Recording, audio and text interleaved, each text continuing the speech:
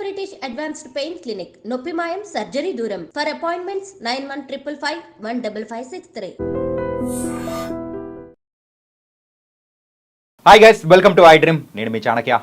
రీసెంట్గా నాచారంలో జరిగిన ఒక ఇన్సిడెంట్ అందరినీ కూడా కదిలించేసింది. మరి దీప్తి అనే అమ్మాయి వాళ్ళ నాన్న చేసిన అప్పుల కారణంగా తన మీద ఒక కేసు అనేది కూడా ఒక తప్పుడు కేసు అని చెప్పేసి బనాయించారని చెప్పేసి ఆ అమ్మాయి ఒక సూసైడ్ సెల్ఫీ ఒకటి రిలీజ్ చేసి ఆ తర్వాత ఆత్మహత్య అనేది కూడా చేసుకుంది. తల్లిదండ్రులు చేసిన తప్పుల వల్ల పిల్లలు అయితే మరి వాళ్ళు బలవుతున్నారని చెప్పేసి మనం వింటూ ఉంటాం, పాపపుణ్యాలు ఇలాంటి విషయాల్లో. మరి అలాంటి విషయానికి వచ్చేటప్పటికి ప్రజెంట్ ఇప్పుడు దీప్తి కూడా మరి తండ్రి చేసిన అప్పు వల్ల ఆవిడ ప్రాణం అయితే బలి తీసుకున్నారు. మరి అసలు ఎందుకు ఇలా జరుగుతుంది, అలాంటి పరిణామం అమ్మాయికి ఎందుకు వచ్చింది? వీటన్నిటి గురించి మనతో పాటు మాట్లాడడానికి పర్సనాలిటీ డెవలప్మెంట్ ట్రైనర్ మరి రాంపల్లి కిరణ్ కుమార్ గారు ఇప్పుడు మనతో పాటున్నారు. మరి ఆయన అడిగి తెలుసుకుందాం. హాయ్ సార్, నమస్తే. నమస్కారం చాణక్య గారు. సార్, లాస్ట్ టైం మనం చేసిన వీడియోకి మంచి రెస్పాన్స్ అనేది కూడా వచ్చింది. ఏంటంటే ఎలాంటి సందర్భాల్లో ఉన్నప్పుడు మరి వాటి నుంచి బయటికి రావడానికి మరి డిసిషన్స్ ఏవి తీసుకోకూడదు అని అనుకుంటారు. కాకపోతే ఈరోజు కూడా మనం చూసాం, 2 రోజుల క్రితము నాచారంలో జరిగిన ఒక ఇన్సిడెంట్, అదే దీప్తి ఆత్మహత్య. మరి తన ఆత్మహత్యకు గల కారణం అనేది సెల్ఫీ వీడియో ద్వారా కూడా రిలీజ్ చేసింది. అది కూడా అందరినీ కదిలించింది. మరి ఆ అమ్మాయికి అలాంటి పరిస్థితి రావడానికి గల రీజన్ ఏంటంటారు? సో రీసెంట్గా మనము వీడియో చూసాము, ఆమె సెల్ఫీ వీడియోని కూడా రిలీజ్ చేసింది చాణక్య గారు. సో అందులో క్లియర్ కట్గా చెప్పింది ఏంటనంటే, ఇక్కడ దీప్తి తను వర్క్ చేస్తుంది తార్నాక దగ్గర ఐఐసిటీలో. అక్కడే వాళ్ళ నాన్న సంగీతరావు కూడా వర్క్ చేసి రిటైర్ అయ్యారు. అయితే జరిగిన విషయం ఏంటంటే, ఈ సంగీతరావు ఎవరైతే ఉన్నారో ఆయనకు ఈ పోలీస్ డీజీపీ ఆఫీస్లో పనిచేసేటువంటి కానిస్టేబుల్ అనిల్ పరిచయం అయ్యారు. సో అతని వైఫ్కి ఒక ఉద్యోగం ఏదైనా ఉంటే చూడండి, అవుట్సోర్సింగ్ ఉద్యోగము మన ఈ ఐఐసిటీలో అని ఒక కొంచెం అంటే కుదుర్చుకుంటారు కదా బేరం లాంటిది బయట. సో అలా జరిగిన సంఘటనలు ఏంటంటే ఒక 15 లక్షల రూపాయలు ఇచ్చాడు. ఎవరికి? సంగీతరావుకి ఇచ్చాడు. సో అలా ఇచ్చినప్పుడు ఏం జరిగిందని అంటే మరి ఉద్యోగం ఇప్పించలేదు సంగీతరావుని అడగంగా ఆయన ఇంకా తప్పించుకు తిరగడం కూడా జరిగిందన్నమాట. వీళ్ళ బిడ్డ ఎవరు? దీప్తి. సో దీప్తి దగ్గరికి వెళ్ళేసి, మీ నాన్నగారు మన దగ్గర నుంచి 15 లక్షల రూపాయలు తీసుకున్నారు, మరి ఏంటి అమౌంట్ సంగతి అని ఈ అనిల్ అడిగారు. అడిగినప్పుడు అక్కడ ఏంటంటే, వాళ్ళు కొన్ని రోజుల క్రితమే విడిపోయి అలాగా ఉంటున్నారు. ఎవరు? దీప్తి వాళ్ళ తల్లిగారు ఈ సంగీతరావు దగ్గర నుంచి విడిపోయి. సో మా నాన్నగారితో నేను ఉండలేను, నాకు ఆ సంబంధం కూడా ఏం లేదు కాబట్టి సో ఆ 15 లక్షల గురించి కూడా నాకు తెలియదు అని కూడా చెప్పింది. లేదు, నువ్వు ఇవ్వాల్సిందే అని తర్వాత నాచారం పిఎస్లో వాళ్ళు కేసు కూడా ఫైల్ చేశారు. ఎవరు? అనిల్. ఎందుకు? ఆల్రెడీ కానిస్టేబులే కాబట్టి. సో దాని గురించి అన్ని విషయాలు తెలుసు కాబట్టి కేసు ఫైల్ చేశారు. సో అప్పుడు దీప్తికి ఏం జరిగింది అని అంటే, ఇక నాకు ఈ ఐఐసిటీలో ఒక మంచి లైఫ్ తను ఊహించుకున్నది అక్కడ. సో ఇలాంటి లైఫ్ నా కెరియర్ అంతా వెళ్ళిపోతుందేమో, సో ఈ కేసు వల్ల మొత్తం నా లైఫ్ ఇలా అయిపోయింది, ప్రతి ఒక్కరు కూడా నాదేదో తప్పు అనుకుంటున్నారని చాలా చెప్పింది అనిల్ కూడా. లేదు, ఆ 15 లక్షలు నాకేం, మా నాన్నగారు కూడా నాకేం ఇవ్వలేదు, నాకు ఏం సంబంధం లేదని కూడా.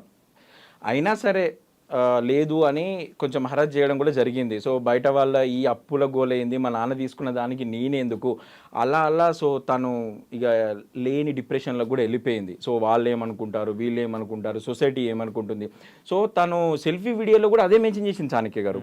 అంటే నా తప్పు లేదు, నా తప్పు లేకున్నా సరే సో వీళ్ళందరూ ఇలా ఎందుకు నా గురించి ఇంత బ్యాడ్గా అనుకుంటున్నారు, డబ్బులు నేను తీసుకోలేదు, అది తీసుకుంది మా నాన్నగారు, సో ఆయన ఇప్పిస్తా అన్నాడు, దానికి సంబంధం లేదని ఎంత చెప్పే ప్రయత్నం చేసినా కానీ జరగలేదు. సో ఒక సెల్ఫీ వీడియో తీసుకొని సూసైడ్ కూడా చేసుకుంది తను. మరి సూసైడ్ చేసుకున్న తర్వాత తర్వాత ఆధారాలు పోలీసులు సేకరించిన తర్వాత వాళ్ళ మదర్ కూడా మళ్ళీ రిటర్న్ కేసు ఫైల్ చేసింది. ఎందుకు? మరి మా కూతురు ఇలా చనిపోయింది మీ హరాస్ వల్లనే అని. సో దాని ద్వారా ఇప్పుడు అనిల్ వాళ్ళ భార్య అనిత మీద కూడా కేసు ఫైల్ చేశారు. సో ఇప్పుడు అది మన దర్యాప్తులో కూడా ఉంది. అంటే వాళ్ళ నాన్నగారు చేసిన తప్పు వల్ల సో తను బలి అయ్యిందండి ఇక్కడ సూసైడ్లో.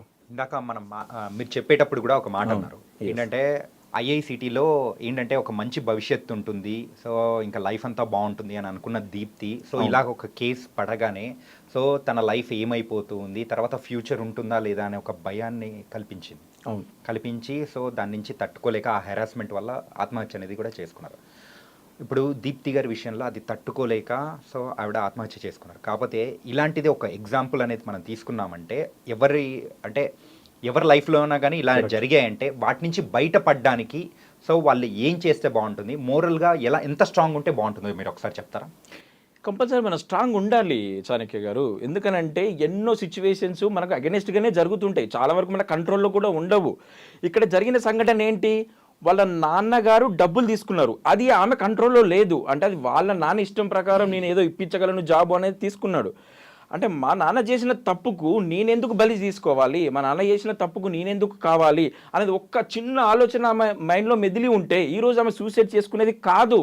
అంటే సో మన జీవితంలో కూడా చాణక్య గారు ఎన్నో ప్రాబ్లమ్స్ ఫేస్ అవుతుంటాయి. మనం చేసే ప్రతి పని కూడా ఎందుకు సక్సెస్ అవ్వాలి, మనం అనుకోగానే ఎందుకు సక్సెస్ అవ్వాలి, అవ్వదు.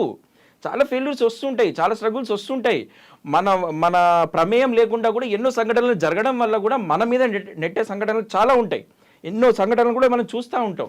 మరి అలాంటివి కూడా మనం మైండ్కి ఎక్కించుకొని మన దానివల్ల స్ట్రెస్ యాంగ్జైటీకి లోనైపోయి ఇవన్నీ వేస్ట్. ఇక్కడ ఒకటి అండి చాణక్య గారు, as a being a personality development ట్రైనర్గా నేను చెప్పేది ఏంటంటే, ఒక్కసారి మనం ప్రశాంతంగా మంచి మనసుతో ఉన్నప్పుడు ప్రాబ్లమ్స్ ఏం రావు. సో ఎప్పుడైతే ప్రాబ్లమ్స్ ఫేస్ చేస్తుంటామో, ఎప్పుడైతే ఇతరుల వల్ల మనం ఏదో ఇబ్బందికర అయినప్పుడు కానీ, మనం అనుకున్న సంఘటనలు జరగనప్పుడు కానీ ఇక్కడ ఏమవుతుందనంటే మన మనస్సులో ఆ సంఘటన అనేది పేరుకుపోతుంది. సో దానివల్ల ఏమవుతుందంటే థింకింగ్ కాస్త ఓవర్ థింకింగ్ అయిపోతుంటుంది. ఆలోచిస్తూ ఉంటాం మనం దాని గురించి ఆలోచించి ఎట్లా అవుతుందనంటే ఒక 50 కిలోల రైస్ బ్యాగ్ మన నెత్తి మీద పెట్టినప్పుడు ఎంతైతే బరువు ఉంటుందో, ఆల్ ఆఫ్ సడన్ నెత్తి మీద ఒక 50 కిలోల రైస్ బ్యాగ్ పెట్టినప్పుడు ఏ విధంగా ఉంటుంది, అసలు మొయ్యలేనంత బరువు అనిపిస్తుంది ఒకటేసారి. సో అట్లా మన యొక్క ఆలోచన తాలూకు మన బ్రెయిన్లో మెదిలినప్పుడు అంటే మన ఇంటర్నల్ కమ్యూనికేషన్ ఏదైతే ఉంటుందో అది కరెక్ట్గా ఉన్నంత వరకు మనం లాగి సాఫీగానే జరిగిపోతుంటుంది. ఎప్పుడైతే ఈ ప్రాబ్లమ్స్ ఫేస్ చేస్తున్నప్పుడు ఏమవుతుందంటే అది మనతో మనం కమ్యూనికేట్ చేసుకుంటూ ఉంటాం. అరే నాకే ప్రాబ్లమ్స్ ఉన్నాయి, అరే నేనే ఇట్లా అవుతుంది, అబ్బా అసలు నేను అనుకుంటూనే అవుతలేవు, అరే వీళ్ళ వల్ల ఏదో ప్రాబ్లం అవుతుంది, వాళ్ళ వల్ల ఏదో అవుతుంది, ఇలా అది కాస్త ఏమవుతుందని అంటే అబ్బా నేను ఇది తట్టుకోలేకపోతున్నా, ఈ ప్రాబ్లమ్స్ నా వల్ల అవ్వట్లా, ఇక నేను ఈ లైఫ్ని ఎండ్ చేసుకుంటే బాగుంటుంది అని ఒక పిచ్చి థాట్ వస్తుంటుంది. అది వచ్చినప్పుడు జాగ్రత్త పడాలి మనం.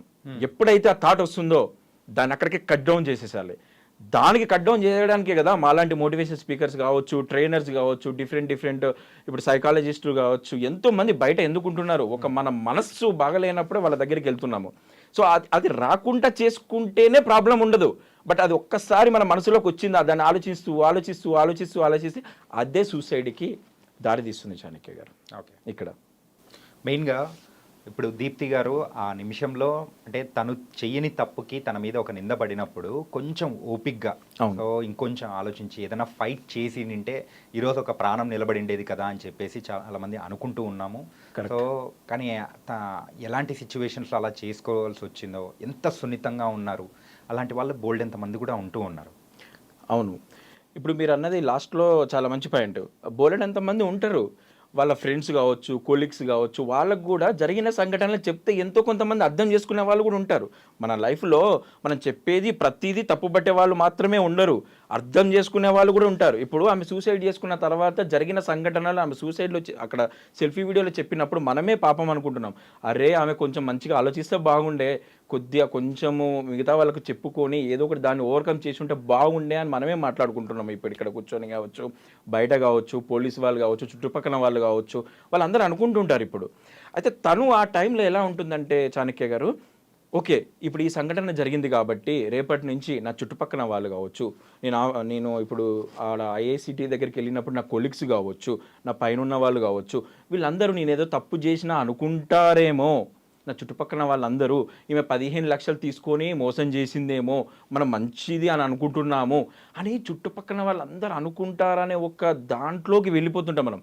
ఇప్పుడు ఇక్కడ చాణక్య గారు ఈ విద్యార్థులు వాళ్ళు కూడా సూసైడ్ చేసుకోవడానికి one of the main reason ఏంటంటే, వాళ్ళు సూసైడ్ జస్ట్ ఊరికనే వాళ్ళు ఏదో చదువులను అందులోనే ఫెయిల్ అయినంత మాత్రాన సూసైడ్ చేసుకోరు. వాళ్ళు అక్కడ ఫెయిల్ అయినప్పుడు మన చుట్టుపక్కల వ్యక్తులు ఏమనుకుంటారో, నా రిలేటివ్స్ వాళ్ళు ఏమనుకుంటారో, వాళ్ళు ఈ వ్యక్తి ఏందిరా వీడు మంచి ఏదో అనుకున్నాము, వీడు ఇందులో ఫెయిల్ అయ్యిందేంద్రా, అందులో ఫెయిల్ అయ్యిందేంద్రా అని వీళ్ళు ఏమనుకుంటారో అనే ఆలోచనతో సూసైడ్ చేసుకున్న వాళ్ళే సగానికి ఎక్కువ మంది ఉంటారు. ఓకే, ఆ టైంలో కొంతమందికి ఏమో అనుకుంటే ఆన్ ది స్పాట్ చేసుకునే వాళ్ళు ఉంటారు, దట్స్ ఫైన్. మిగతా వాళ్ళు ఏమనుకుంటారు, పక్కన వాళ్ళు ఏమనుకుంటారు అనే సంఘటన వల్ల చనిపోయే వాళ్ళే చాలా ఎక్కువ మంది ఉంటారు. సో ఈమె కూడా వీళ్ళు అనుకుంటారు ఎందుకు, ఎవరైనా అనుకుంటారు, కానీ నువ్వు దాని గురించి నువ్వు ఫైట్ చేసేది ఉండే.